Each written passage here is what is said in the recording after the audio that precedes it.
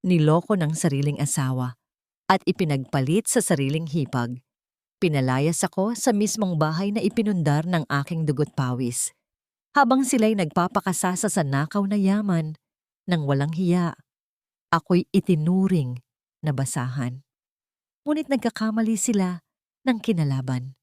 Ang luhang pinunasan ko ay magiging asidong tutunaw sa kanilang kasakiman. Babawiin ko ang lahat nang walang ititira. Handa na ba silang harapin ang impyernong sila mismo ang gumawa? Niloko ng sariling asawa at ipinagpalit sa itinuturing kong nakababatang kapatid ang sarili kong hipag. Pinalayas ako sa mismong bahay na ipinundar ng aking dugo at pawis habang sila ay nagpapakasasa sa nakaw na yaman. Nang walang hiya, ako ay itinuring na basahan, ngunit nagkakamali sila ng kinalaban. Ang luhang pinunasan ko ay magiging asidong tutunaw sa kanilang kasakiman. Babawiin ko ang lahat nang walang ititira. Handa na ba silang harapin ang impyernong sila mismo ang gumawa? Kabanata 1. Ang gabi ng pagguho. Nakakadiri na siyang hawakan, Clara. Yung mga kamay niya, parang liha sa gaspang. Amoy bawang at isda pa palagi. Konting tiis na lang, mapapapirma ko rin siya sa papeles. At mapapalayas na natin ang babaeng iyon dito. Automatikong napaatras ang aking mga paa habang hawak ko pa rin sa aking kanang kamay ang mainit na plansa. Sa ibabaw ng lumang kabayo ng plansahan ay ang paboritong silk polo ni Mateo. Ang isusuot niya sana para sa aming pag-attend ng unang araw ng simbang gabi mamayang madaling araw. Iningatan ko ang bawat lukot, tiniyak na perpekto ito para sa kanya. Ngunit isang maling galaw, dumampi ang mainit na bakal sa aking braso. Walang tili na lumabas sa aking mga labi. Ang hapdi ng napasong balat ay mabilis na nilamon ng mas matinding pamamanhid na gumagapang sa aking dibdib. Parang may isang malaking batong nakabara sa aking lalamunan, pinipigilan ang aking paghinga. Dahan-dahan, sumilip ako sa siwang ng bahagyang nakabukas na pinto ng kwarto ng aking hipag. Doon, sa ilalim ng malamlam na ilaw, nakita ko ang lalaking pinagsilbihan ko ng isang dekada. Nakayakap siya sa baywang ng babaeng tinuring kong tunay na kapatid. Si Clara, ang biyudang hipag na kinupkop ko, pinakain at inalalagaan noong panahong wala siyang matakbuhan matapos mamatay ang kapatid ni Mateo. Ngayon, ang mga kamay niyang madalas humaplos sa aking buhok bilang pasasalamat ay nakapulupot na sa batok ng asawa ko. Dahan-dahan kong ibinaba ang plansa upang hindi ito makalikha ng anumang ingay. Sa dinami-dami ng bagyo na sinuong ko para sa pamilyang ito, bakit ako pa ang naiwan sa labas para mag-isa sa ulan? Ganito na lang ba ang halaga ng lahat ng sakripisyo ko? Lumuha ako, ngunit walang tunog ang aking paghikbi. Naglakad ako pabalik sa madilim na kusina. Ang bawat hakbang ay mabigat at puno ng pag-aalinlangan. Napakapit ako sa malamig na gilid ng lababo.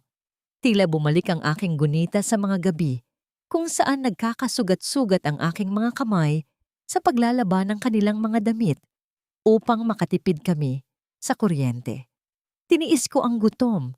Pinagkasya ang mga baryang natitira sa aking pitaka para mabili ang mga paboritong ulam ni Mateo habang ako ay nagtitiyaga sa bawat tirang kanin. Ang lahat ng iyon ay para mabigyan siya ng puhunan sa kanyang negosyo. Ang akala ko, ang pagiging mabuting asawa ay sapat na baluti para protektahan ang aming pamilya. Nabalik lamang ang aking diwa sa kasalukuyan nang maalala ko ang huling salitang binitiwan ni Mateo. Papeles. Isang malakas na kaba ang bumayo sa aking dibdib. Ang kaisa-isang naiwang ari-arian sa akin ng aking mga namayapang magulang, ang lupang sakahan sa probinsya. Ilang beses na itong pinapabenta sa akin ng aking biyenan na si Doña Carmen para raw pandagdag sa negosyo ni Mateo. Ngunit matigas ang aking pagtanggi. Kaya pala naging labis ang paglalambing ni Mateo nitong mga nakaraang araw. May inihanda na pala silang papeles at hihintayin na lamang nilang Ako ay malinlang at mapapirma. Unti-unting napalitan ng panginginig ng galit ang aking pag-iyak. Pinahid ko ang aking mga luha gamit ang likod ng aking napasong kamay. Ang sakit nito ay nagpaalala sa akin na buhay pa ako at habang humihinga ako, hindi ko hahayaang nakawin nila ang natitirang dignidad ko. Lumapit ako sa maliit na mesa sa kusina kung saan nakapatong ang aming wedding picture. Maalikabok na ang frame nito, marahil ay refleksyon ng totoong estado ng aming pagsasama. Pinadaanan ko ng aking magaspang na daliri ang nakangiting mukha ni Mateo sa litrato bago ko ito dahan-dahang itinaob sa ibabaw ng mesa. Wala nang luhang papatak para sa lalaking ito. Mula sa gabing ito, ang luningning na sunod-sunuran at uto-uto ay namatay na. Kinaumagahan, sikat na ang araw nang maramdaman ko ang pamilyar na yabag mula sa hagdan. Naghihiwa ako ng sibuyas para sa almusal nang biglang may mainit na mga braso ang yumakap sa akin mula sa likuran. "Good morning, Ate Ning. Ang bango naman ng niluluto mo." Malambing na bati ni Clara, ang kanyang boses ay tila musika ng isang inosenteng anghel. Dama ko ang mainit niyang hininga sa aking balikat, ang parehong hininga na umangkin sa asawa ko kagabi. Nanigas ang buo kong katawan habang hawak ko ng mahigpit ang matalim na kutsilyo sa aking kanang kamay. Paano ko haharapin ang demonyong nagtatago sa mukha ng isang anghel nang hindi ko ipinapakita ang nag-aapoy na galit sa aking mga mata? Dahan-dahan kong ibinaba ang hawak kong kutsilyo sa ibabaw ng sangkalan. Ang bawat kalamnan sa aking katawan ay naninigas habang nakapulupot pa rin ang mga braso ni Clara sa aking baywang. Gusto kong sumigaw. Gusto kong iharap ang talim ng kutsilyo at itanong kung paano niya nagagawang ngumiti sa akin matapos niyang nakawin ang asawa ko sa sarili naming pamamahay. Ngunit nilunok ko ang lahat ng yon. Huminga ako ng malalim. Pilit pinakalma ang panginginig ng aking mga balikat at inukit ang isang pilit na ngiti sa aking mga labi bago ako humarap sa kanya. "Magandang umaga rin, Clara. Sige na, maupo ka na doon at ihahanda ko na ang paborito mong sinangag." Malumanay kong tugon. Kahit papakiramdam ko ay umiinom ako ng sarili kong lason sa bawat salitang binibitawan ko. Bumitaw siya at masayang naglakad patungo sa malawak naming dining room. Ang bango ng niluluto kong bawang at itlog ay humalo sa malamig na hangin mula sa aircon ng sala. Isang karangyaan na hindi ko kailanman naramdaman sa loob ng maalinsangan at masyadong masikip na kusina. Ilang sandali pa, narinig ko ang mabibigat na hakbang ni Mateo pababa ng hagdan. Pasimple akong sumilip. Walang pakundangan niyang hinalikan si Clara sa pisngi. Isang halik na sa paningin ng iba ay tila pagmamahal ng isang kuya sa kanyang naulilang hipag. Ngunit para sa akin, na nakasaksi sa kanilang kahayupan kagabi, iyon ay isang nakakadiring paglapastangan sa aking pagkatao. Ilang minuto ang lumipas, dumating ang reyna ng kabahayan. Umupo si Doña Carmen sa kabisera ng mahabang lamesa na gawa sa mamahaling kahoy. Suot niya ang kanyang paboritong perlas, ang muka ay maagang napintahan ng matapobreng ekspresyon. Inilapag ko ang mga nakahaing plato at nagsalin ng mainit na kape sa kanyang tasa. Tinikman niya ang paborito niyang tortang talong at hindi pa man nakakalunok ay bumakas na ang pandidiri sa kanyang mukha. Padabog niyang ibinaba ang tinidor. "Ano ba naman ito, Luningning? Ang alat. Ganyan ba talaga ang panlasa ng mga lumaki sa hirap? Ilang taon ka na sa pamamahay ko, hindi mo pa rin matutunan ang panlasa ng mga Buenaventura." Bulyaw ng aking biyanan. Ang kanyang boses ay umaalingaw-ngaw sa buong kabahayan. Napakagat ako sa aking ibabang labi. Gusto kong isumbat na ako ang bumili ng mga sangkap na yan gamit ang sarili kong barya dahil hindi nag-iwan ng budget si Mateo. Gusto kong ipaalala na ako ang gumigising ng 4:00 ng madaling araw para pagsilbihan sila. Ngunit yumuko lamang ako, nakasanayan na ang pagiging alipin. "Pasensya na po, Ma. Babawasan ko po ang timpla bukas." Mahina kong sagot. Ang aking mga mata ay nakapako sa makintab na sahig. Dapat lang. Utang na loob mo sa pamilyang ito na inahon ka namin sa putikan. Kung hindi dahil kay Mateo, baka nagtatanim ka pa rin ng kamote sa probinsya ninyo. Tularan mo nga itong si Clara. Kahit paano ay may pinag-aralan at marunong mag-ayos sa sarili. Pagpapatuloy niya, habang binibigyan ng malagkit na ngiti ang babaeng sumisira sa pamilya ko. Hayaan niyo na po si Ate Ning, tita. Baka pagod lang po. Sabat ni Clara, ang kanyang boses ay puno ng mapagkunwaring awa na lalong nagpaikot ng aking sikmura. Si Mateo ay nanatiling tahimik, abala sa pagbabasa ng balita sa kanyang telepono, tila walang naririnig na asawang pinapahiya. Tinapos nila ang almusal nang walang kahit anong pasasalamat. Nang umalis sila patungo sa mall upang samahan si Clara, mamili ng mga bagong damit gamit ang credit card ng asawa ko. Naiwan akong mag-isa upang ligpitin ang kanilang mga pinagkainan. Pagbalik ko sa kusina, nakita ko ang natirang malaking hiwa ng beef tapa sa kawali. Ang pinakamalambot at pinakamasarap na parte. Dati-rati, maingat ko itong itinatabi sa isang maliit na lalagyan para may makain si Mateo kapag nagutom siya sa madaling araw. Kukuha na sana ako ng Tupperware nang biglang tumigil ang aking kamay. Tinitigan ko ang karne. Naalala ko ang yakap nila kagabi. Naalala ko ang matalim na dila ni Doña Carmen. Kumuha ako ng tinidor. Isinubo ang pinakamasarap na parte ng karne at dahan-dahan itong nginuya. Sa init at usok ng kusinang yon, naramdaman ko ang unang lasa ng aking paglaya. Hindi ko na sila titipirin, hindi ko na sila uunahin. Nang matiyak kong tahimik na ang buong paligid, mabilis kong pinunasan ang aking mga kamay at nagtungo sa ikalawang palapag. Pumasok ako sa study room ni Mateo. Ang kwarto ay amoy mamahaling pabango at kape. Isang lugar kung saan ipinagbabawal akong pumasok, maliban na lang kung maglilinis. Siniguro kong sarado ang pinto bago ko sinimulang halughugin ang kanyang mga drawer. Nanginginig ang aking mga kamay habang maingat kong binubuklat ang mga papeles. Iniiwasang may magulo sa kanyang mga gamit. Hinanap ko ang mga papeles na narinig kong pinag-uusapan nila ni Clara kagabi.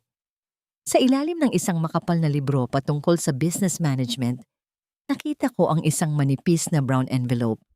Binuksan ko ito at bumulaga sa akin ang isang special power of attorney. Nakasaad doon na ibinibigay ko ang buong karapatan kay Mateo na ibenta ang lupang sakahan ng aking mga magulang. May nakahanda ng linya para sa aking pirma. Pinlano na nila ang lahat. Hihintayin na lamang nilang malingat ako at papipirmahin nila ako nang hindi ko namamalayan. Ngunit hindi lang iyon ang natuklasan ko. Sa ilalim ng envelope ay may mga nakaipit na sulat mula sa iba't ibang bangko. Ang mga letra ay kulay pula.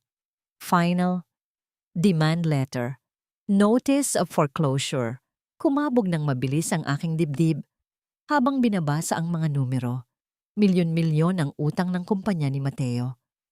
Ang mga mamahaling sasakyan, ang mga alahas ni Doña Carmen, ang mga damit ni Clara.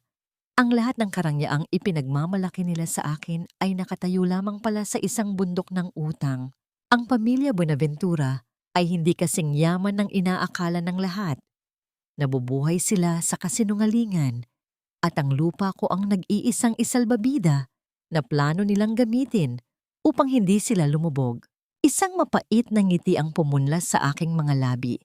Hindi lang pala sila gahaman, sila ay desperado.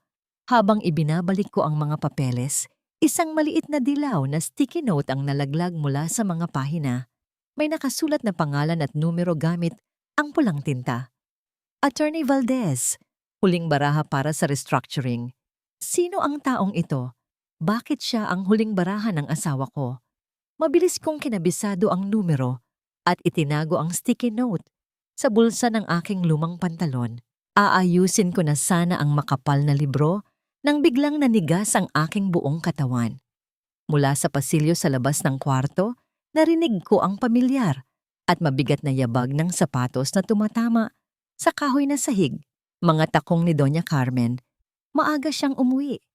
Ang bawat hakbang ay palapit ng palapit sa study room. Napaatras ako. Hawak pa rin ang envelope ng aking kamatayan. Bago pa ako makapag-isip ng idadahilan, nakita ko ang unti-unting pag-ikot ng hawakan ng pinto.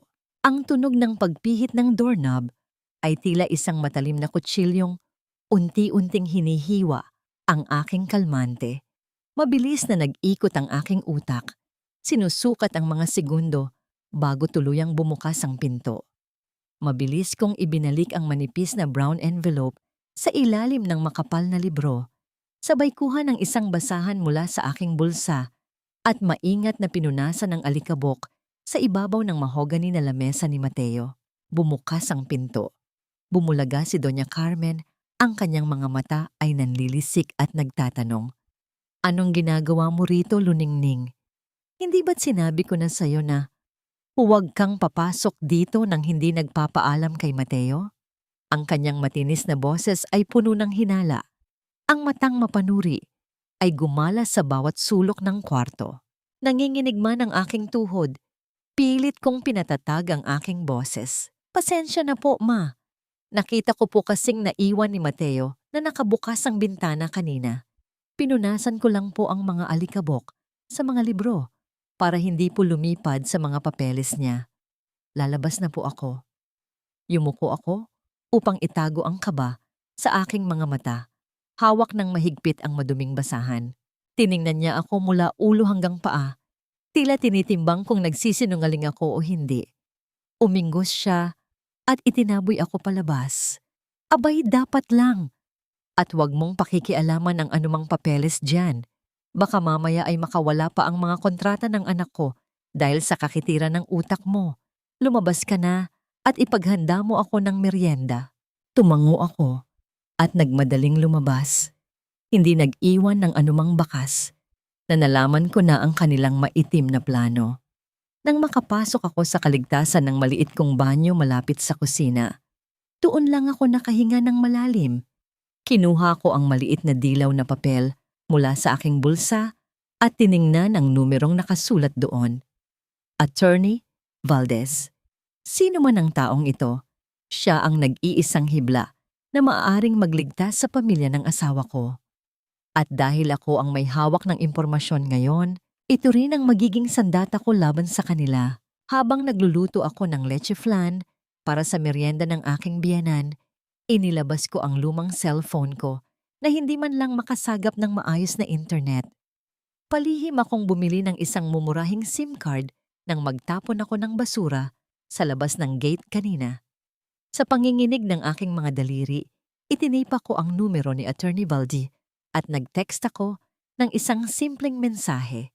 Nagpapanggap na isang kliyenteng nangangailangan ng agarang konsultasyon. Kinabukasan, humingi ako ng pahintulot na mamalengke sa kabilang bayan upang makahanap ng mas murang mga sangkap para sa darating na pista. Pumayag si Doña Carmen lalo pa at makakatipid daw siya. Pagkalabas ko ng gate, sumakay ako ng jeep patungo sa isang tagong kapehan sa kabilang kanto ng syudad, malayo sa mga pamilyar na mukha ng mayamang baryo ng Buenaventura. Pagdating ko sa lugar, isang babae na nasa edad 40, may matapang na anyo, maikling buhok at matalas na mata, ang nakaupo sa sulok habang humihigop ng itim na kape. Siya si Attorney Valdez. Nang magpakilala ako, agad na nagbago ang kanyang ekspresyon, hindi ng awa, kundi ng malalim na pangunawa. Ikinuwento ko sa kanya ang lahat, ang panloloko ni Mateo at Clara, ang panggigipit ni Doña Carmen, ang utang ng kumpanya, at ang pagtatangka nilang ipagbili ang lupang sakahan ko na walang pahintulot.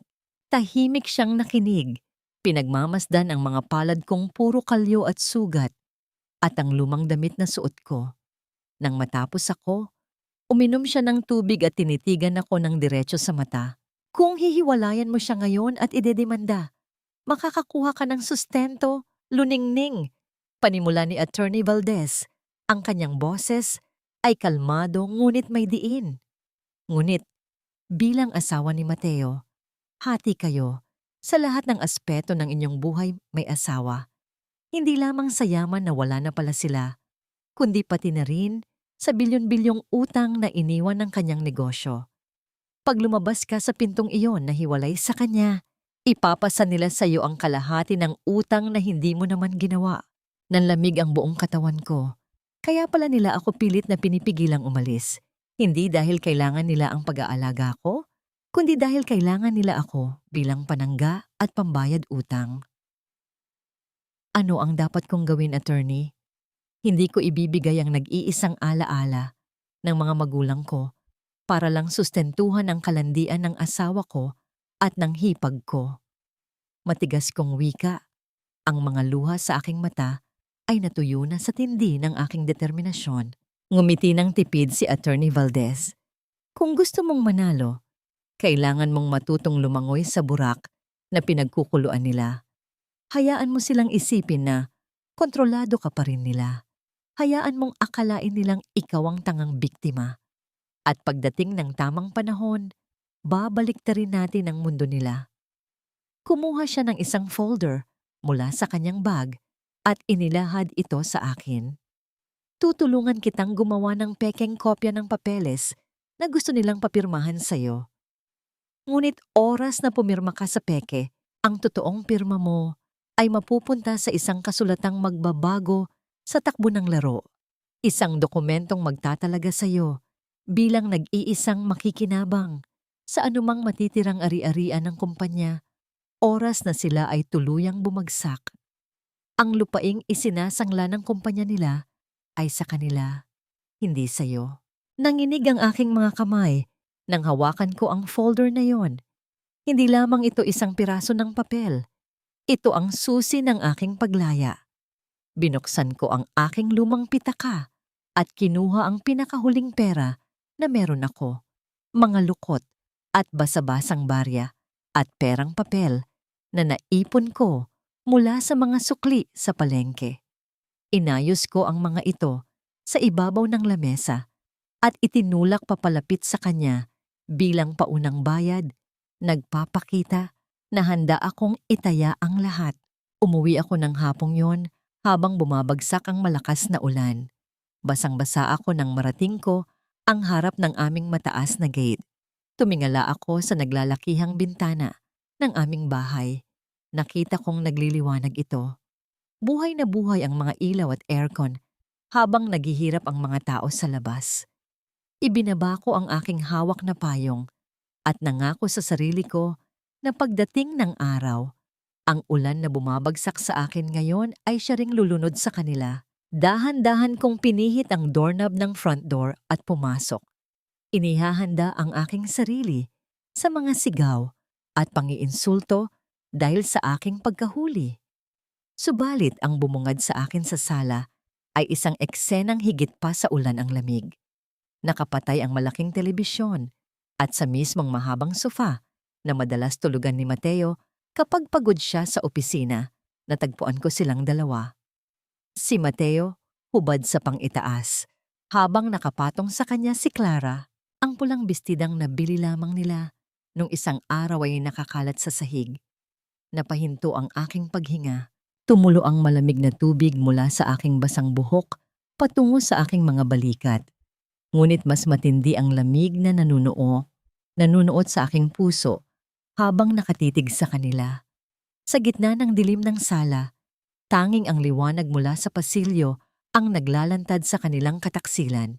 Nagmamadaling tumayo si Mateo habang si Clara ay mabilis na hinila ang nakakalat na pulang bestida upang itakip sa kanyang katawan. Walang bakas ng pagsisisi sa kanilang mga mata. Tanging pagkairita dahil sa aking pag-istorbo. Bakit ngayon ka lang? Tingnan mo ang ginawa mo.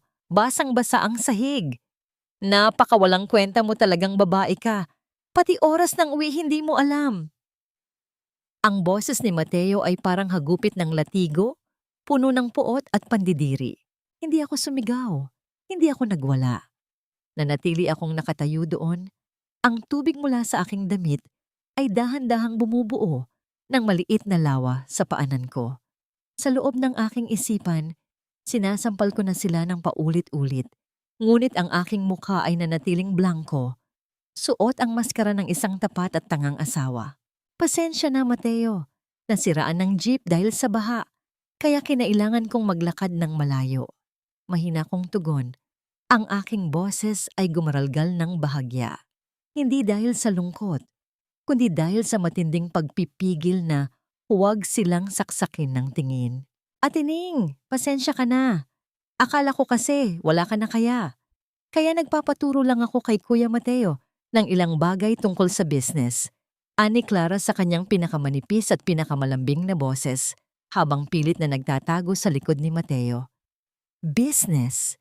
Ang tanging business na ginagawa niyo ay ang pagwasak sa buhay ko. Ayos lang, Clara. Alam ko namang tinutulungan ka lang ni Mateo. Sabi ko, ang bawat salita ay tila may kasamang dugo sa aking lalamunan. Magbibihis lang ako at magluluto na ng hapunan. Siguradong gutom na kayo. Tumalikod ako at naglakad patungo sa aking maliit na kwarto sa tabi ng kusina. Habang nagpapalit ako ng tuyong damit, narinig ko ang kanilang mahinang tawanan sa sala. Tiyak na pinagtatawanan nila ang aking pagiging inutil. Ngunit habang hinihigpitan ko ang tali ng aking duster, isang malamig na determinasyon ang bumalot sa akin. Hayaan niyo akong maging alipin niyo ngayon dahil bukas ako ang magiging bangungot niyo. Nagtungo ako sa kusina. Dito nagsisimula ang aking impyerno.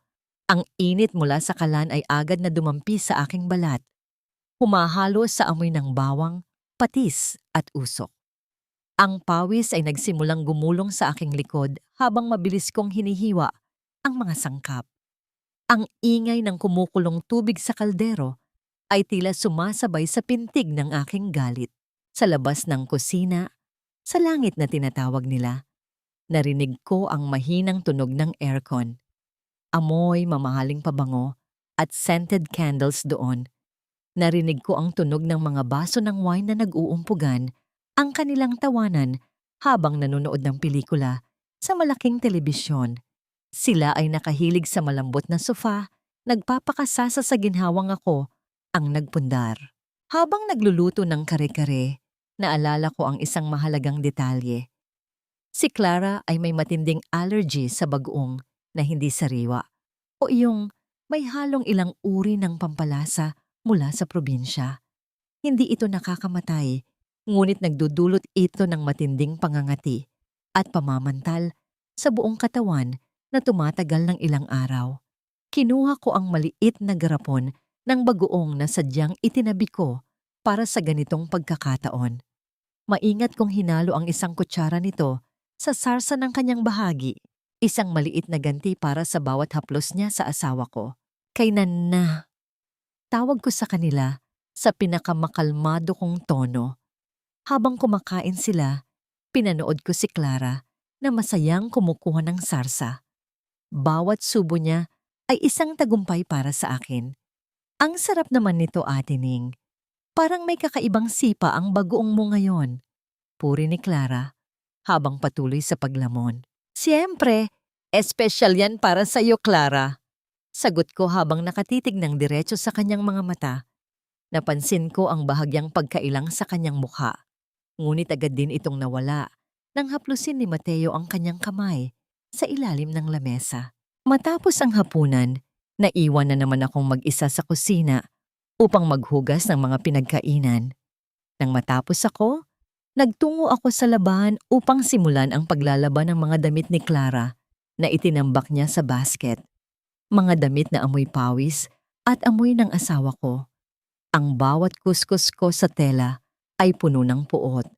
Ang aking mga kamay ay nagsimulang mamula at humapdi dahil sa matapang na sabon, ngunit hindi ko ito ininda. Nang matapos ang lahat ng gawaing bahay, pumasok ako sa aking kwarto. Sa ilalim ng madilim na silid, kinuha ko ang isang maliit na bote ng langis ng tramo. Dahan-dahan ko itong ipinahid sa aking mga kamay na puno ng kalyo at maliliit na sugat mula sa pagkayod sa buong araw. Ang amoy ng langis ay tila isang yakap na nagpapaalala sa akin na kailangan kong alagaan ang sarili ko dahil wala nang ibang gagawa nito para sa akin. Pinagmasdan ko ang aking mga kamay sa dilim. Mga kamay na itinuring ni Mateo na parang liha. Ngunit ito rin ang mga kamay na wawasak sa kanyang mundo. Hihiga na sana ako nang biglang bumukas ang pinto ng aking kwarto nang walang katok. Pumasok si Doña Carmen, suot ang kanyang mamahaling nightgown. Hawak ang isang makapal na folder. Ang kanyang mukha ay seryoso at walang bahid ng antok. Bumangon ka dyan, Luningning. May kailangan kang pirmahan. Ngayon na. Utos niya.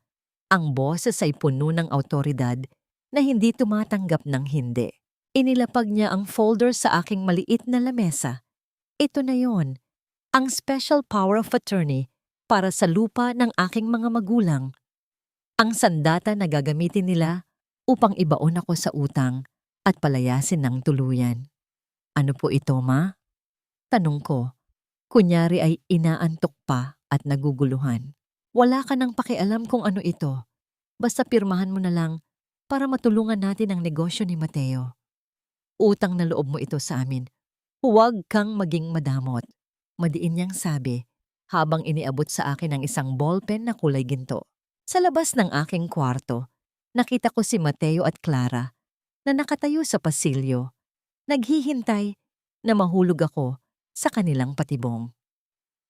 Ang aking puso ay tumitibok ng mabilis.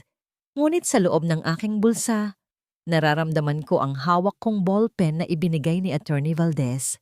Ang ballpen na may invisible ink sa kabilang dulo na gagamitin ko sa kanilang tunay na kapahamakan. Pirpirmahan ko ba ang aking sariling kamatayan? O sisimulan ko na ang kanilang pagbagsak? Ayoko nang marinig ang kahit anong reklamo. Luningning. Pirmahan mo na ito ngayon din kung ayaw mong kalimutan ko na naging bahagi ka ng pamilyang ito.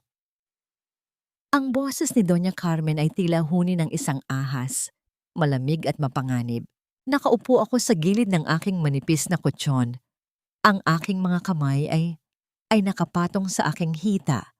Pinipigilan ang panginginig ng aking mga daliri. Ang amoy ng luya at bawang na ginamit ko sa pagluluto ng hapunan ay nananatili pa rin sa aking balat. Isang paalala ng aking katayuan bilang isang alipin sa bahay na ito. Sa pintuan, nakita ko ang anino ni na Mateo at Clara. Hindi sila pumasok, ngunit dama ko ang kanilang mga matang nakatuon. Sa bawat galaw ko, tila mga buwitreng naghihintay sa aking tuluyang pagbagsak. Ma, para po ba talaga ito sa ikabubuti ni Mateo? Tanong ko sa pinakamahina at pinakainosente kong tono. Pilit na pinatutulo ang isang butil ng luha sa aking pisngi. Siyempre, anak ko si Mateo, hinding-hindi ko siya ipapahamak. Ang lupang iyon ay nakatiwangwang lang sa probinsya. Mas mabuti pang gamitin nating puhunan para hindi tayo tuluyang malubog. Inis na sagot ni Doña Carmen habang idinuduro sa akin ang gintong ballpen. Tumayo ako nang dahan-dahan, kunwari ay nanginginig sa takot. Sandali lang po, Ma. Kukuha lang po ako ng mainit na tsaa para sa inyo. Alam ko pong pagod kayo sa pag-aasikaso ng mga papeles na ito. Bago pa siya makatutol, mabilis akong nagtungo sa kusina. Ang aking puso ay tumitibok ng mabilis. Halos marinig ko na ang bawat pintig nito sa aking mga tainga. Inilabas ko ang folder na ibinigay ni Attorney Valdez mula sa ilalim ng aking labada. Doon sa loob ay ang saktong kopya ng dokumento ni Mateo, ngunit ang nilalaman ay binago ng aking abogado. Isang kasunduan na nagsasabing ang anumang perang makukuha sa pagbebenta ng lupa ay mapupunta sa isang trust fund para sa akin at ang kumpanya ni Mateo ang magbabayad ng lahat ng buwis at utang na kaakibat nito. Nagtimpla ako ng mainit na salabat. Ang usok nito ay humahalo sa malamig na hangin ng gabi. Pagbalik ko sa kwarto, dala ko ang tsaa at ang folder na aking ipinalit. Heto na po, Ma, sabi ko habang inilalapag ang tasa sa tabi ng dokumento. Sa isang sadyang pagkakataon, habang iniaabot ko ang ballpen, aksidente kong naitabig ang tasa ng mainit na tsaa. Ang dilaw na likido ay kumalat sa ibabaw ng lamesa. Nabasa ang orihinal na dokumentong dala ni Doña Carmen. Ano ba? Napakalamya mo talaga, luningning. Tingnan mo ang ginawa mo. Sigaw niya habang nagmamadaling tumayo para hindi mabasa ang kanyang mamahaling gown. Naku, pasensya na po ma. Heto po, punasan na natin. Nagmadali akong kumuha ng basahan at sa gitna ng kaguluhan, sa ilalim ng mga basang tissue at basahan, mabilis kong kinuha ang basang dokumento at ipinalit ang tuyo at bagong folder na galing kay Attorney Valdez. Sa tindi ng galit at pagkataranta ni Doña Carmen, hindi niya napansin ang mabilis na pagpapalit ng mga papel. Heto po ma, may dala rin po akong kopya dito na pinadala sa akin ng pinsan ko sa probinsya para sa pirma ko rin sana. Mukhang pareho lang naman po ito. Sabi ko sa kanya, iniabot ang folder na may mapanganib na nilalaman para sa kanila. Dahil sa pagnanais na matapos na ang usapan at dahil na rin sa sobrang inis, hindi na binasa ni Doña Carmen ang bawat letra sa papel. Pirmahan mo na yan. Ngayon na, kinuha ko ang ballpen. Ang bawat guhit ng aking pirma sa papel na yon ay tila isang sumpa na aking binibitawan. Sa bawat letra ng aking pangalan, tinatapos ko na ang 10 taon ng aking pagiging biktima. Nang matapos ako, iniabot ko ang folder sa kanya nang may nakayukong ulo. Salamat po ma, sana po ay makatulong ito sa atin. Mahina kong wika. Dapat lang, huwag mo na akong kakausapin hanggang bukas.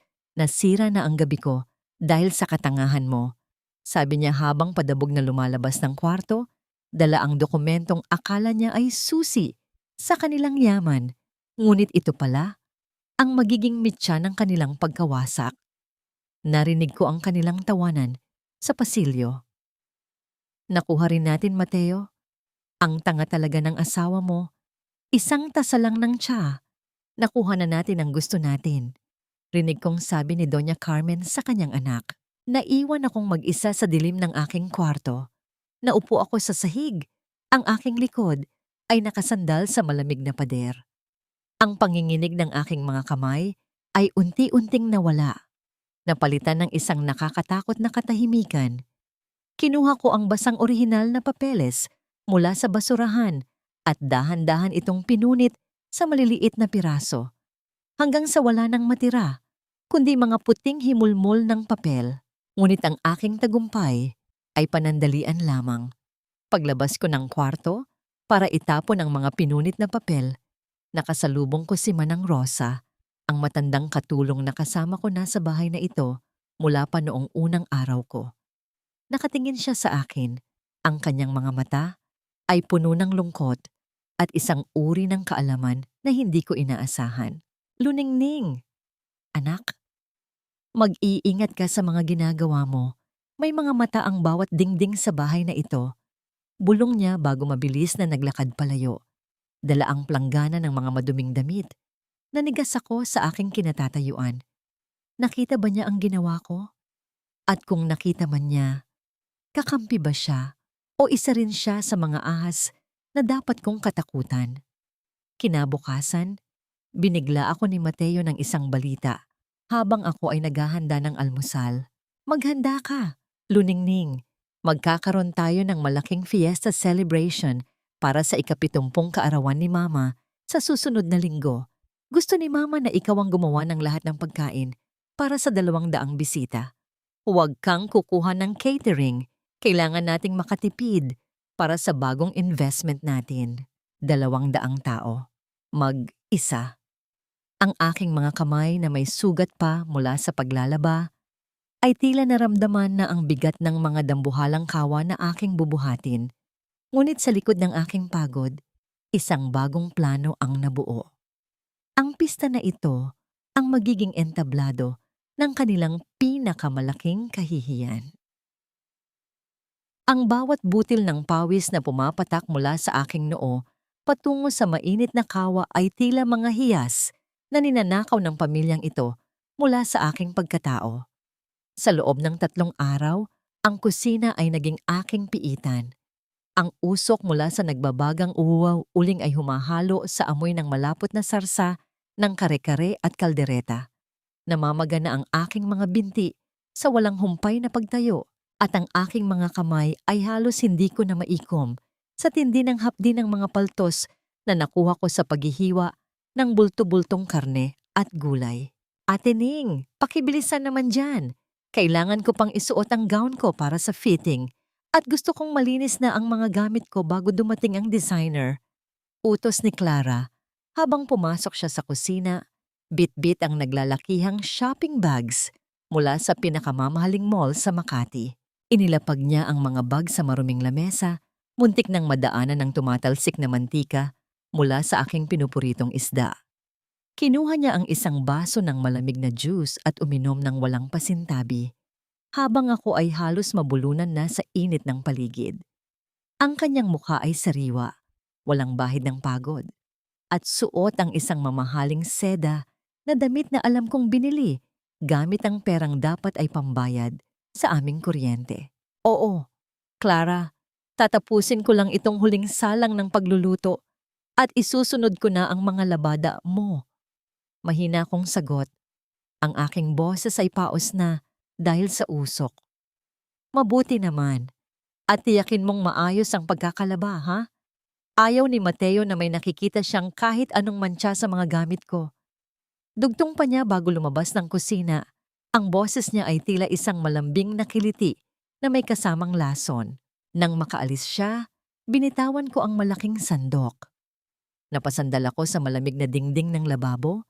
Pilit na kumukuha ng lakas. Kinuha ko ang aking lumang telepono mula sa ilalim ng aking apron. Ang bawat pagpindot ko sa screen ay may kasamang panalangin na huwag akong mahuli. Isang mensahe mula kay Attorney Valdez ang bumulaga sa akin. Luningning, tapos na ang lahat ng dokumento. Ang mga utang ni Mateo sa bangko ay nabili na ng kumpanyang itinayo natin sa ilalim ng pangalan mo. Sa oras na magsimula ang pista, ang bahay na tinitirhan nyo ngayon ay hindi na pagmamay-ari ng mga Buenaventura. Hawak mo na ang kanilang leeg. Naramdaman ko ang isang kakaibang init sa aking dibdib, hindi dahil sa kalan, kundi dahil sa pag-asa. Ang bawat pagod ko sa pagluluto para sa 200 tao ay magiging huling pagsisilbi ko sa mga taong pumatay sa aking puso. Habang nagbubungkal ako ng malaking tumpok ng kanin, naramdaman ko ang isang kamay na humawak sa aking balikat. Mabilis akong lumingon, handang itago ang aking telepono. Ngunit si Manang Rosa pala iyon. May dala siyang isang maliit na mangkok ng mainit na sopas. Ang kanyang mga mata ay puno ng pag-aalala. Kumain ka muna, Luningning. Kanina ka pa hindi tumitigil. Huwag mong sagarin ang katawan mo para sa mga taong hindi marunong tumanaw ng halaga mo. Bulong ng matanda. Ang kanyang boses ay tila isang malambot na kumot sa gitna ng malamig na gabi.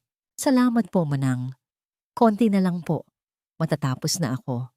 Sabi ko, habang tinatanggap ang mangkok. Ang init ng sopas ay tila humahaplos sa aking pagod na sikmura. Alam ko ang ginagawa mo, anak. Biglang sabi ni Manang Rosa habang nakatingin sa labas ng bintana. Nakita ko ang mga papeles. Nakita ko ang pagpapalit mo ng folder nung isang gabi.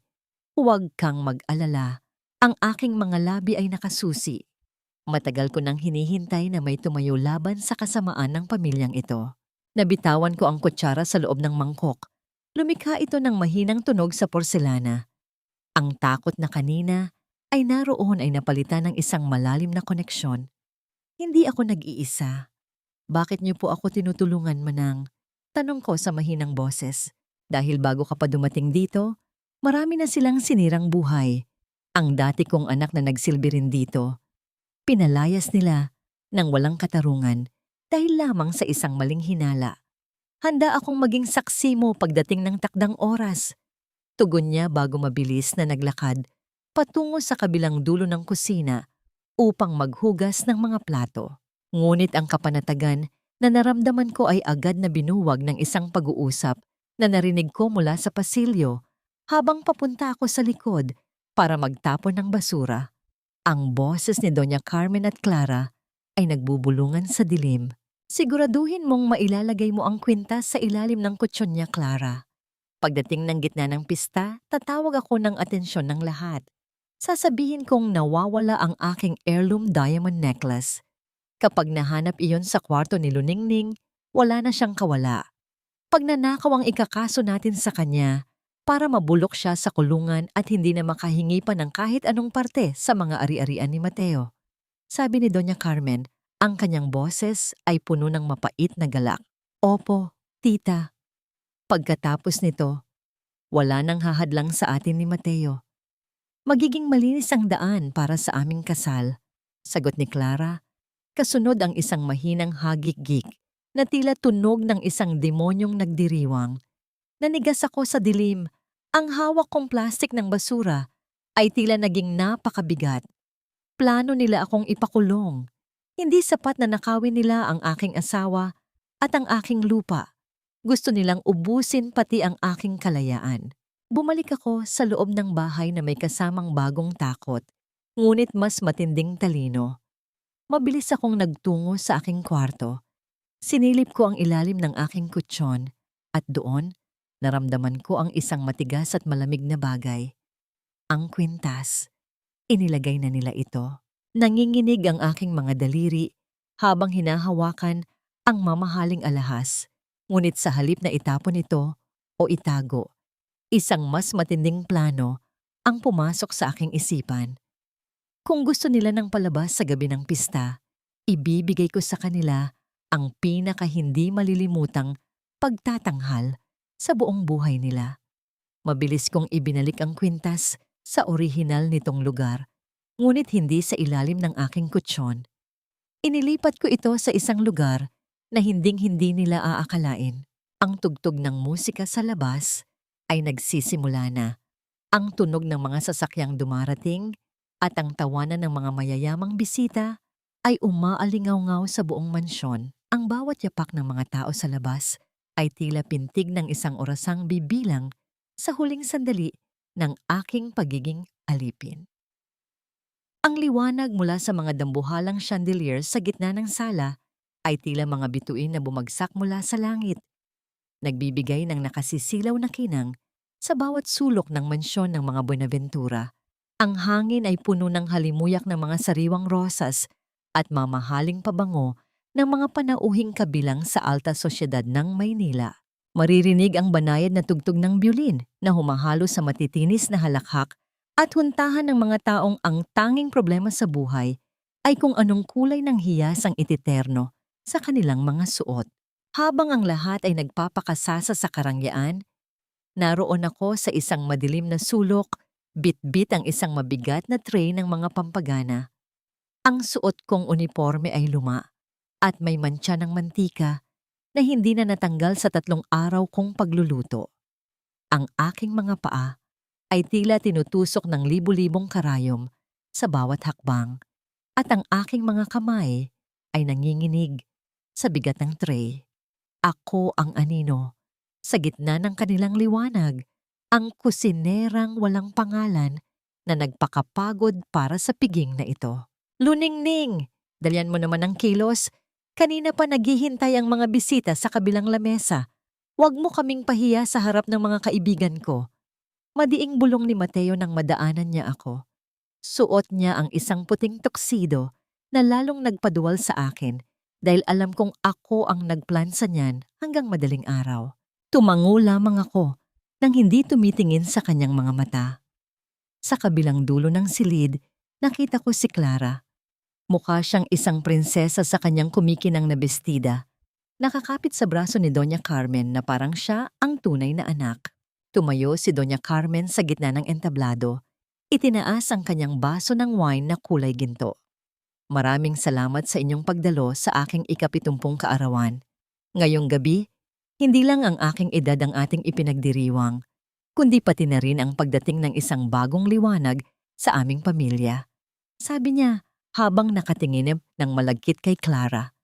Salamat sa iyo, Clara, sa pagiging maunawain at mapagmahal na anak sa akin.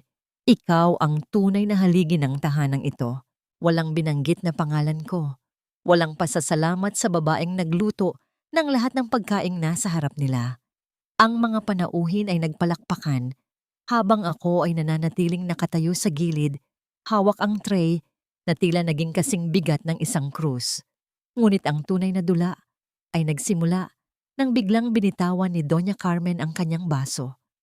Ang tunog ng nabasag na kristal sa sahig ay tila isang hudyat ng giyera. Ang aking kwintas! Ang aking diamond heirloom necklace! Nawawala! Sigaw niya. Ang kanyang mga kamay ay nakahawak sa kanyang leeg na tila ba hihimatayin. Agad na lumapit si Mateo at Clara. Baka naman naiwan niyo lang sa kwarto? Tanong ni Mateo sa boses na sadyang pinalakas para marinig ng lahat.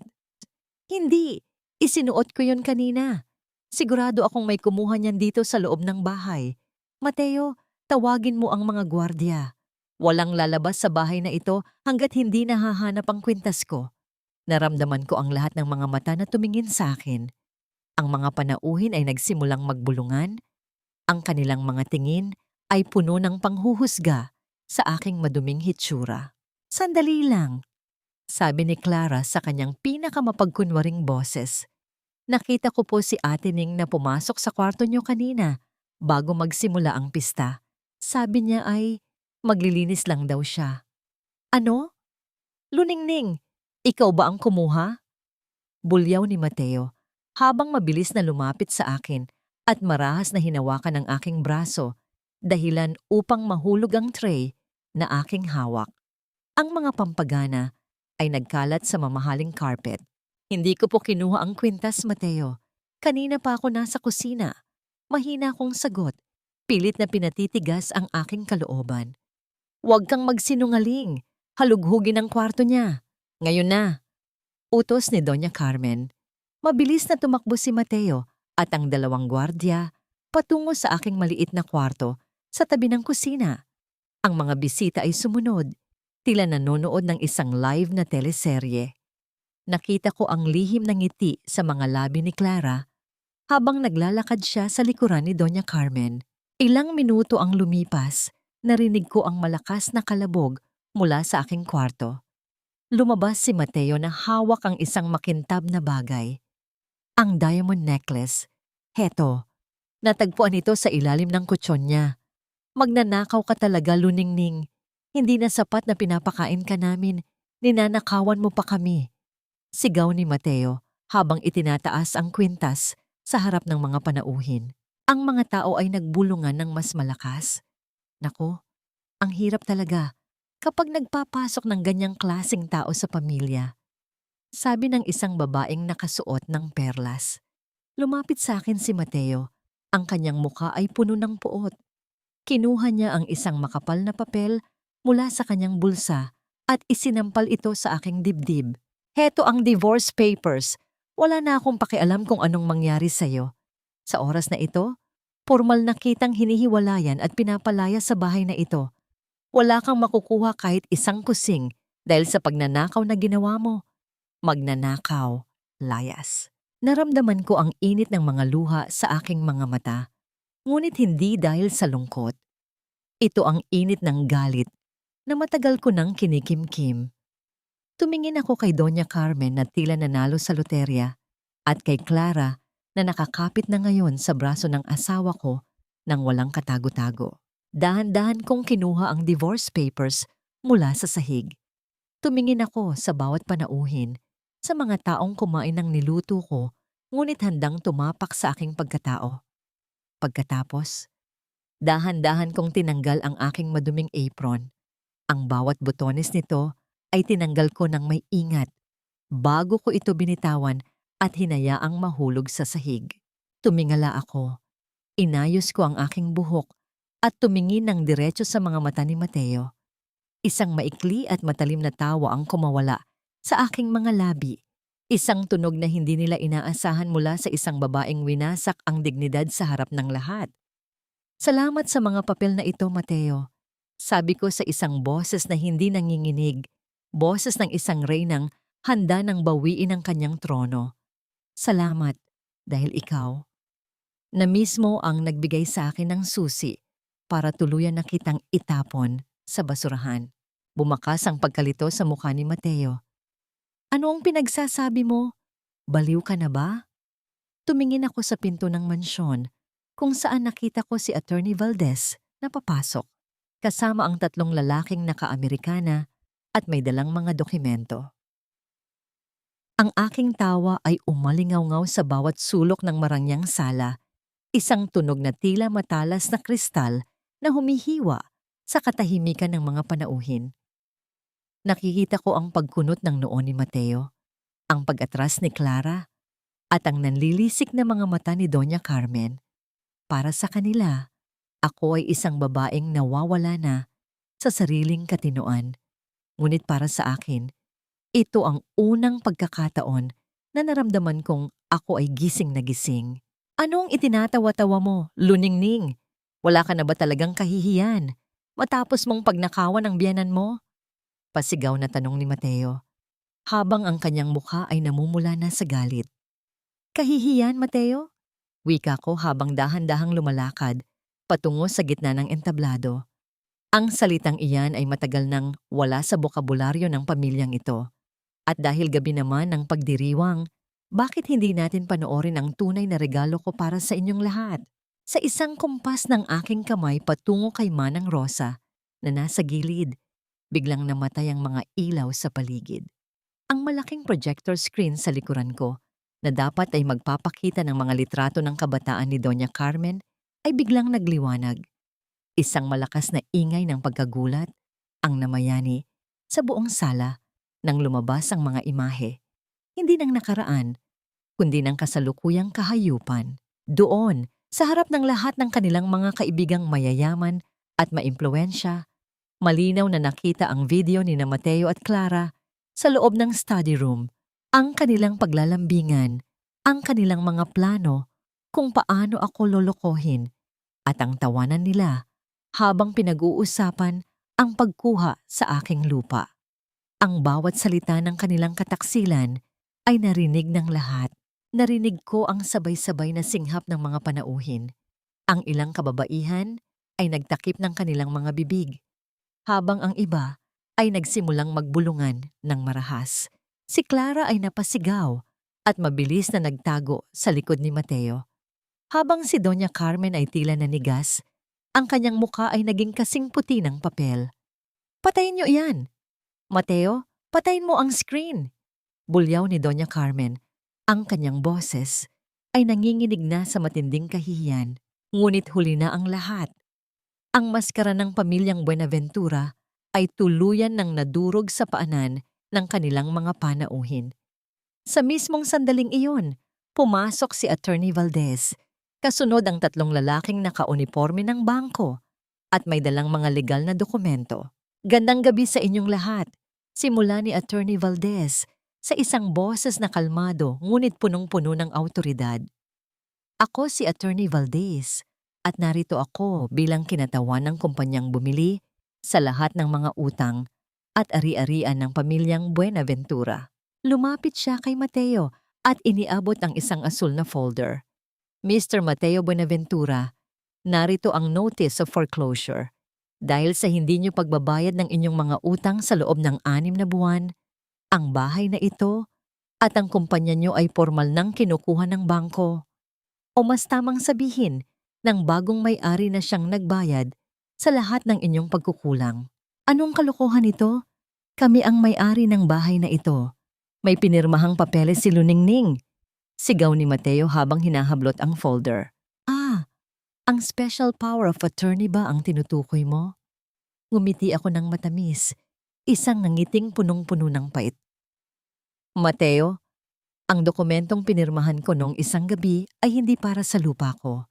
Iyon ay isang dokumentong nagsasabing lahat ng ari-arian mo ay isinasalin sa pangalan ng kumpanyang itinayo ko sa tulong ni Attorney Valdez bilang kabayaran sa lahat ng utang na ipinangalan niyo sa akin nang wala kong malay.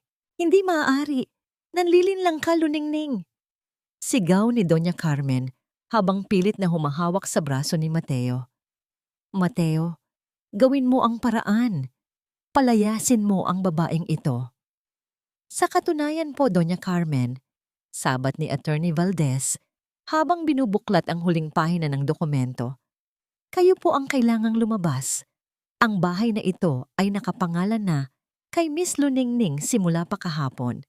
Kayo ay wala ng karapatang manatili rito.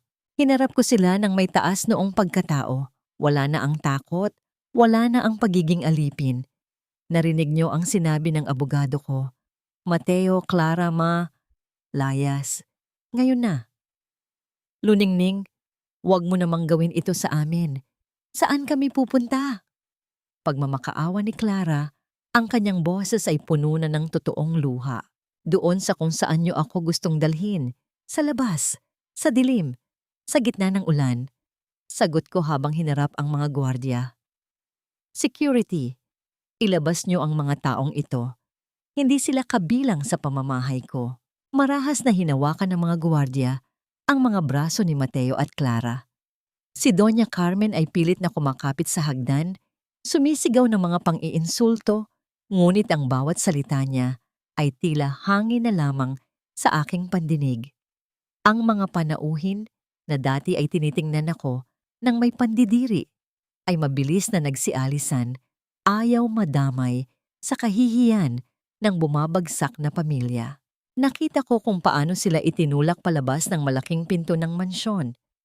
Si Mateo na suot ang kanyang tuxedo, si Clara na suot ang kanyang mamahaling bestida, at si Doña Carmen na suot ang kanyang mga perlas. Ang lahat ng karangyaan nilang panlabas ay naging walang kwenta nang bumagsak ang malakas na ulan sa labas. Ang kanilang mga sapatos na gawa sa mamahaling balat ay agad na nabahira ng putik. Naglakad ako patungo sa malaking pinto at tumayo sa threshold. Dama ko ang malamig na simoy ng hangin at ang wisik ng ulan sa aking mukha. Nakita ko silang tatlo na nakatayo sa gitna ng kalsada, basang-basa, habang ang mga gwardiya ay ibinibigay sa kanila ang 3 maliliit na plastic bag na naglalaman lamang ng kanilang mga personal na gamit na kinuha ni Manang Rosa. Luningning! Pagsisisihan mo ito. Babalikan ka namin. Sigaw ni Mateo sa gitna ng dagundong ng kulog. Hindi ako sumagot. Dahan-dahan kong kinuha ang hawakan ng pinto. Ang mabigat na pintong gawa sa matigas na kahoy na dati ay tila pader na nagkukulong sa akin.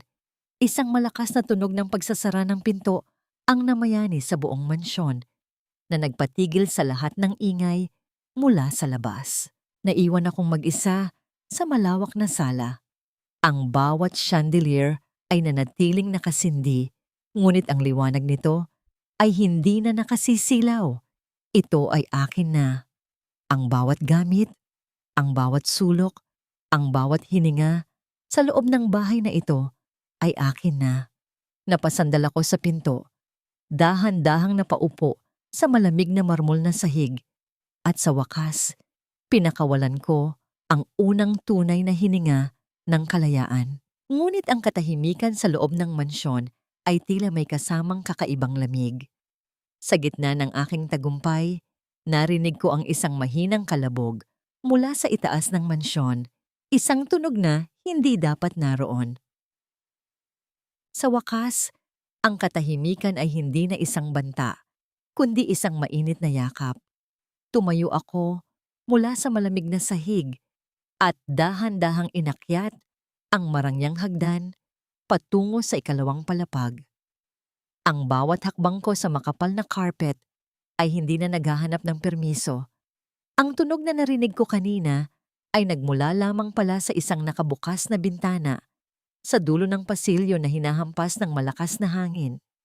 Isinara ko ito ng may dahan at sa unang pagkakataon, pinagmasdan ko ang ulan mula sa loob ng tuyo at ligtas na tahanan. Naglakad ako patungo sa master bedroom. Ang silid na 10 taon kong nilinis, inayos ang kama at pinunasan ang bawat alikabok. Ngunit kailanman ay hindi ko naramdam ang akin.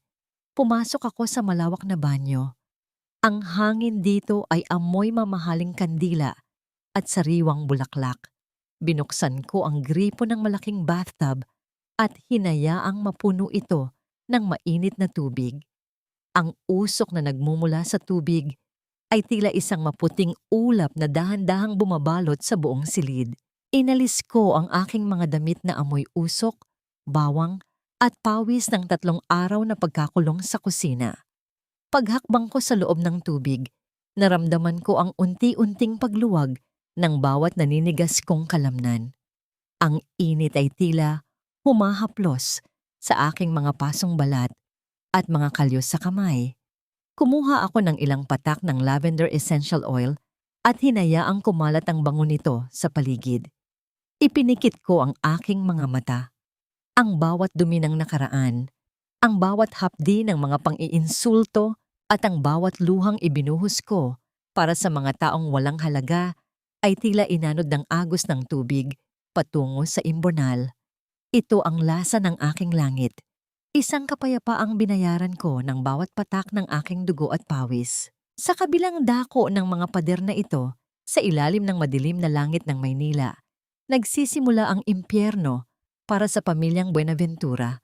Ang malakas na buhos ng ulan ay walang awang humahagupit sa katawan ni Mateo, Clara at Doña Carmen habang naglalakad sila sa gilid ng kalsada. Ang kanilang mga sapatos na gawa sa mamahaling balat ay punong-puno na ng madikit na putik. Ang mabahong amoy ng basang aspalto at basura mula sa mga kanal ay humahalo sa lamig na nanunuot sa kanilang mga buto. Kasalanan mo ito, Mateo. Kung hindi dahil sa pagiging pabaya mo sa kumpanya, hindi tayo magkakaganito. Tingnan mo ang ginawa mo sa akin. Sigaw ni Doña Carmen habang nanginginig ang kanyang buong katawan. Ang kanyang perlas na kwintas ay tila naging isang mabigat na tanikala sa kanyang leeg. Ako pa ang may kasalanan ngayon, Ma. Kayo ang nagpumilit na itago ang mga utang natin. At ikaw, Clara. Lumingon si Mateo sa kanyang kirida na ngayon ay tila isang basang sisiw. Ang makeup sa mukha ay kumalat na at ang mamahaling bestida ay punit na sa laylayan. Sabi mo ayos lang ang lahat. Sabi mo makukuha natin ang lupa ni Luningning. Huwag mo akong sisihin, Mateo. Ikaw ang nangako sa akin ng magandang buhay. Ngayon, nasaan tayo?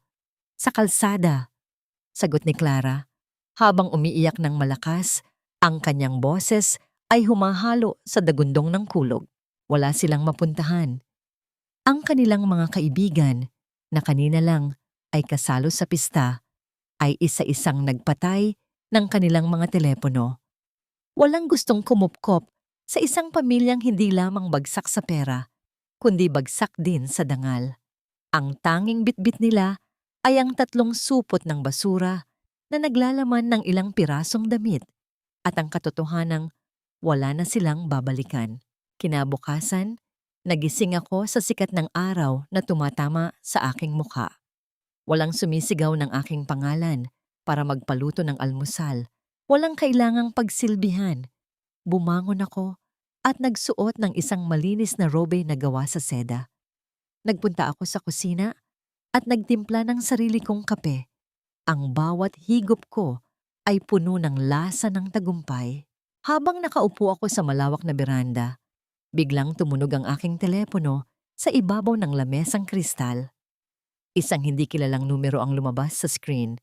Sinagot ko ito ng may kalmado at matatag na boses. Hello? Sino ito? Tanong ko. Si Luningning Buenaventura ba ito? Isang boses ng lalaki, malalim at tila may dalang panganib, ang narinig ko sa kabilang linya. Hinihanap namin si Mateo. Marami siyang utang sa amin na hindi nababayaran. Sabi ng mga kapitbahay niyo, pinalayas niyo na raw siya. Pero alam naming asawa mo pa rin siya. Kung ayaw mong ikaw ang singilin namin sa paraang hindi mo magugustuhan, sabihin mo sa amin kung nasaan ang asawa mo. Naramdaman ko ang bahagyang panginginig ng aking kamay, ngunit agad ko itong pinigilan. Hindi ako papayag na ang mga basura ni Mateo ay muling humarang sa aking landas. Ang aking bagong buhay ay nagsisimula pa lamang at hindi ko hahayaang may anumang anino mula sa nakaraan ang sumira sa liwanag ng aking kasalukuyan. Wala na akong asawang nagngangalang Mateo. Sagot ko ng walang pag-aalinlangan. At kung gusto niyo siyang mahanap, subukan niyo sa mga talyer o sa gilid ng riles. Doon naman talaga ang nararapat na lugar para sa isang taong tulad niya. Ibinaba ko ang telepono at muling humigop ng kape. Ang laban ay hindi pa tapos, ngunit sa unang pagkakataon, ako na ang may hawak ng lahat ng alas. 6 na buwan ang mabilis na lumipas mula ng gabing iyon ng malakas na ulan. Ang mansyon ng mga Buenaventura ay hindi na tinatawag sa pangalang iyon. Pinalitan ko ang gate ng isang simple ngunit eleganteng disenyo at ang bawat sulok ng bahay ay nalinis na mula sa mga bakas ng nakaraan. Ngayon, ang bawat silid ay amoy sariwang banila at bagong pitas na mga bulaklak, malayo sa amoy ng puot at kasinungalingan na dati ay nanunuot sa mga pader. Lula ng isang kulay itim na sasakyan, bumaba ako sa harap ng isang sikat na hotel sa Makati para sa isang business summit.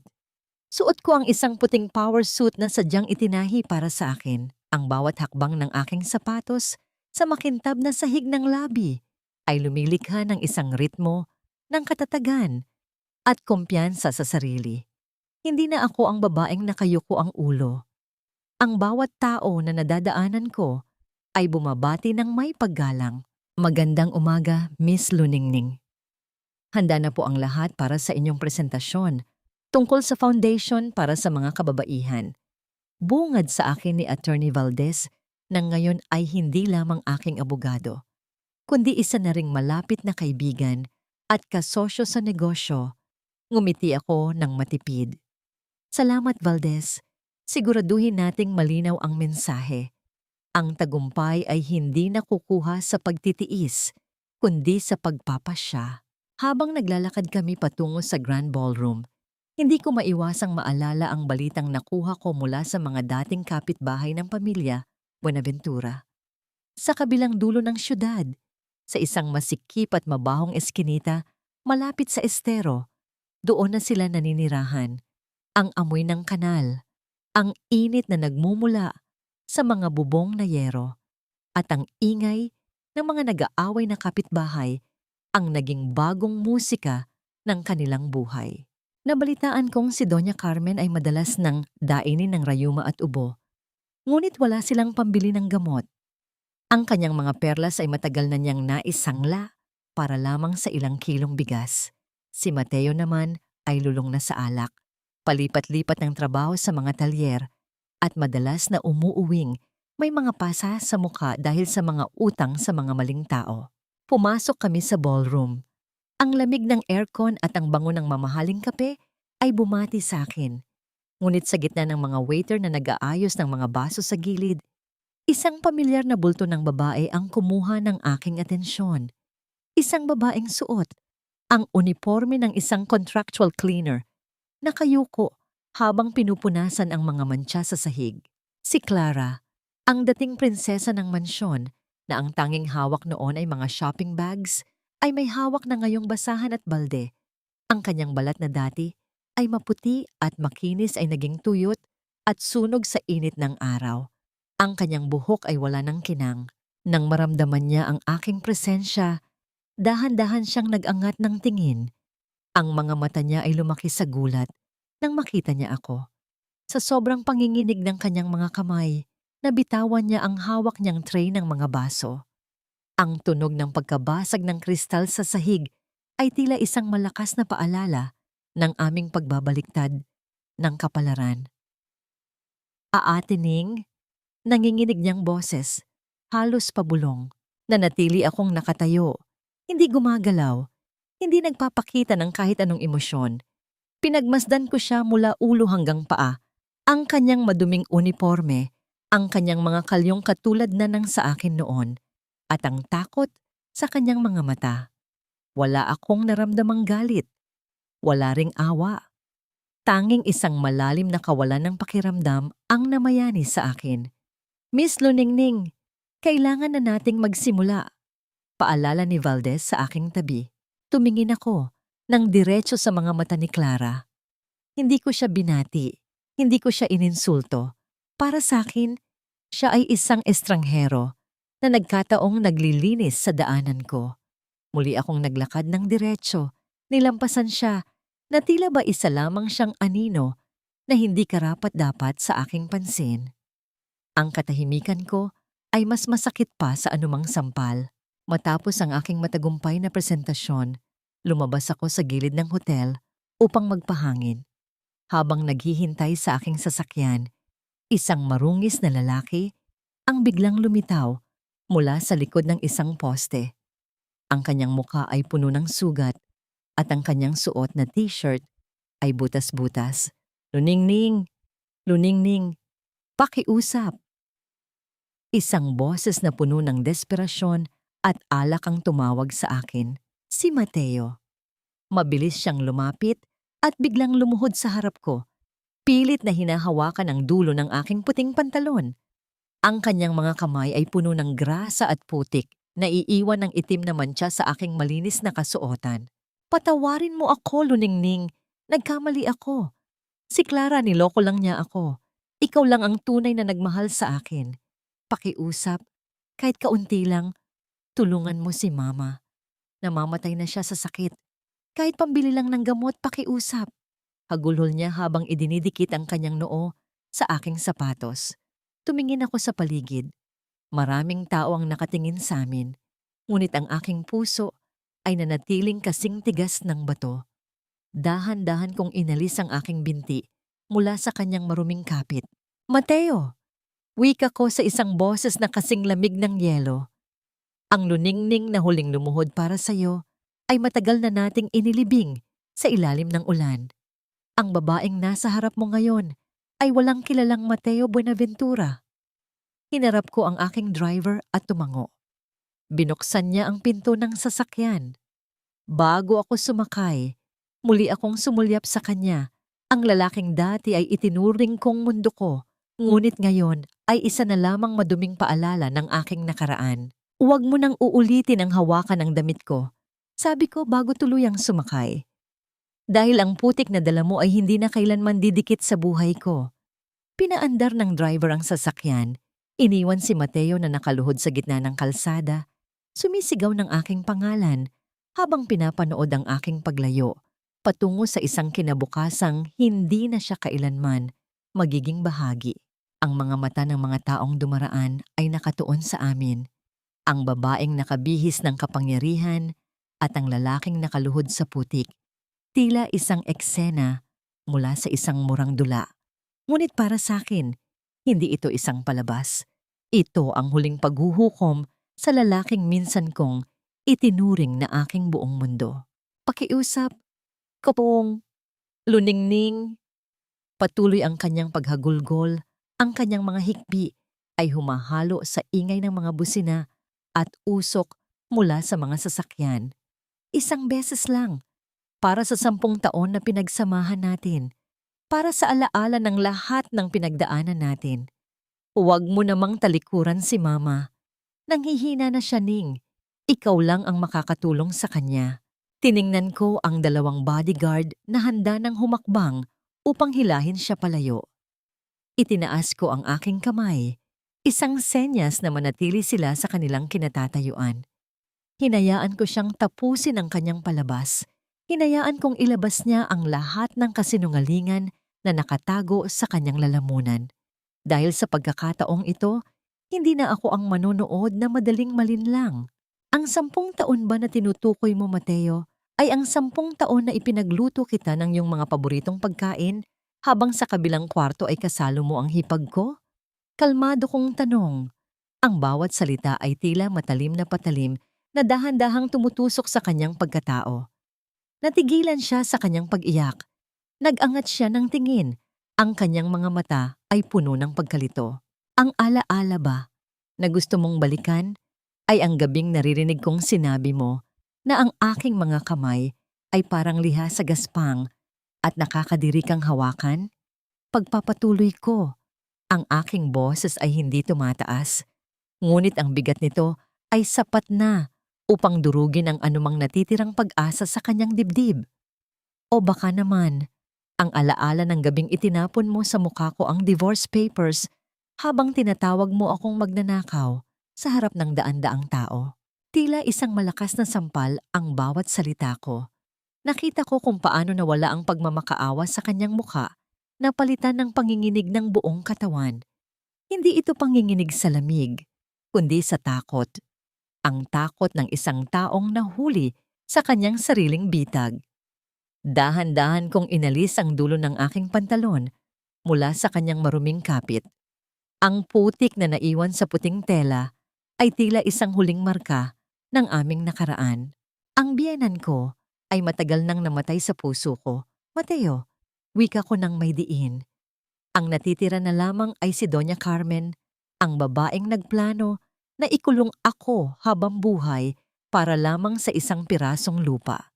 Wala na akong utang na loob sa pamilya ninyo. Ang nag-iisang kapatawaran na maibibigay ko sa iyo ay ang hayaan kang mabuhay sa natitirang mga araw mo na dala-dala ang bigat ng iyong mga kasalanan. Tumalikod na ako. Ang bawat hakbang ko palayo sa kanya ay isang hakbang patungo sa aking ganap na kalayaan. Ang kanyang mga sigaw ay naging mahina na lamang na bulong sa aking pandinig. Inanod ng hangin ng syudad. Pagpasok ko sa loob ng salaming gusali, ang lamig ng aircon ay tila isang pagbati mula sa aking bagong buhay. Nagtungo ako sa elevator. Habang naghihintay na bumukas ang pinto nito, kinuha ko mula sa aking bulsa ang isang maliit na panyong gawa sa pinong tela. Ang amoy ng sampagitan na nagmumula rito ay tila isang balsamo sa aking kaluluwa. Dahan-dahan kong pinunasan ang mantsa ng putik sa aking pantalon, tinatanggal ang huling bakas ng kanyang pagkatao sa aking buhay. Sumakay ako sa elevator na walang lingon-lingon. Dahan-dahang nagsara ang mga pinto nitong gawa sa makintab na bakal. Tuluyan nang itinatago ang imahe ng isang lalaking naiwang nakaluhod at wasak sa kalsada. Habang dahan-dahang umaakyat ang elevator, pinanood ko ang pagliit ng mga gusali at mga sasakyan sa ibaba. Ang aking nakaraan ay nagiging maliit na lamang na tuldok sa malawak na tanawin. Isang mahinang tunog ang narinig ko. Isang hudyat na narating ko na ang pinakamataas na palapag ng gusali. Ang pinto ay bumukas at bumungad sa akin ang liwanag mula sa bintana ng aking opisina. Isang liwanag na hindi na kailanman madudungisan ng anumang anino mula sa kahapon. 5 taon ang lumipas. Ang pangalang Luningning ay hindi na lamang isang bulaklak na namumukadkad sa dilim. Ito ay naging isang ilaw, isang simbolo ng katatagan para sa libu-libong kababaihan na tinulungan ng aking foundation. Nakatayo ako ngayon sa tuktok ng aking sariling gusali. Tanaw ang buong syudad ng Maynila habang dahan-dahang naglalaho ang araw sa kanluran. Nagiiwan ng mga kulay kahel at lila sa kalangitan. Hindi na ako nag-asawang muli. Hindi dahil sa takot, kundi dahil natagpuan ko na ang pinakatapat at pinakamaasahang pag-ibig sa mundo, ang pag-ibig para sa aking sarili. Ang bawat umaga ay akin. Ang bawat gabi ay payapa. Ang aking tagumpay ay hindi sinukat sa pagkakaroon ng isang lalaki sa aking tabi, kundi sa dami ng mga buhay na nabago ko. Isang hapon, habang nag-aayos ako ng mga lumang dokumento kasama si Attorney Valdez na pag-usapan namin ang nakaraan, nabalitaan mo ba ang tungkol sa kanila? Tanong ni Valdez habang iniaabot sa akin ang isang tasa ng tsa. Ang alin? Sagot ko nang hindi nag-aangat ng tingin mula sa mga papeles. Si Doña Carmen, ilang taon na rin pala siyang wala. Namatay siyang mag-isa sa isang maliit na kwarto sa Tondo. Si Mateo naman, pagkatapos makulong dahil sa pagnanakaw, ay nawala na lang na parang bula. At si Clara, balita ko'y nakapag-asawa ng isang matandang dayuhan at umalis na ng bansa.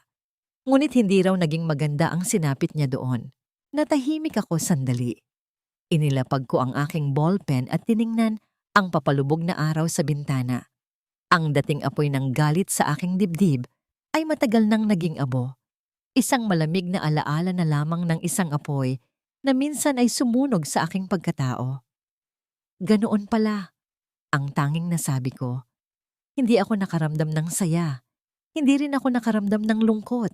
Tila ba pinag-uusapan namin ang mga tauhan sa isang lumang pelikula na matagal ko nang napanood at nalimutan. Ilang araw ang lumipas. Inimbitahan ako bilang panauhing pandangal sa isang malaking pagtitipon ng mga kababaihan.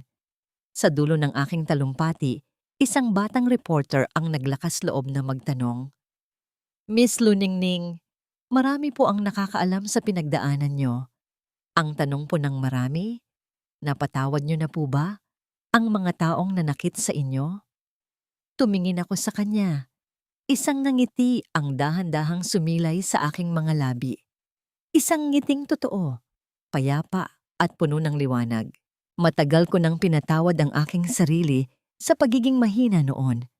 Matagal ko nang pinatawad ang aking sarili sa pag-iisip na ang halaga ko ay nakadepende sa pagmamahal ng ibang tao. Sagot ko, ang aking boses ay umalingaw-ngaw sa buong bulwagan. Ngunit sila ay matagal ko nang kinalimutan dahil ang pinakamatamis na kapatawaran na maibibigay mo sa mga taong sumira sa'yo ay ang mabuhay ng napakasaya na tila ba hindi sila kailanman naging bahagi ng iyong buhay. Nang gabing iyon, hindi ako umuwi sa mansyon. Nagtungo ako sa isang tahimik na dalampasigan sa Batangas. Naglakad ako sa buhanginan habang ang malamig na tubig ay humahaplos sa aking mga paa. Mula sa aking bulsa, kinuha ko ang isang maliit na bagay, ang luma kong singsing pangkasal. Ang ginto nito ay kumupas na, ngunit nanatili pa rin itong isang paalala ng aking pagkaalipin. Hindi ko ito itinapon ng may galit. Dahan-dahan kong inihagis ito sa karagatan, tila isang munting alay sa mga alon. Pinanood ko itong lumubog hanggang sa tuluyan ng lamunin ng dilim ng tubig. Sa pag-angat ng aking tingin, nakita ko ang dahan-dahang pagsikat ng buwan. Ang liwanag nito ay naglalatag ng isang pilak na landas sa ibabaw ng dagat. Huminga ako ng malalim, nilanghap ang amoy ng asin at kalayaan. Ang aking kwento ay hindi tungkol sa paghihiganti. Ito ay kwento ng muling pagsilang. Ang bukang liwayway ng isang reyna na hindi na nangangailangan ng korona dahil ang kanyang kaharian ay nasa loob na ng kanyang sarili.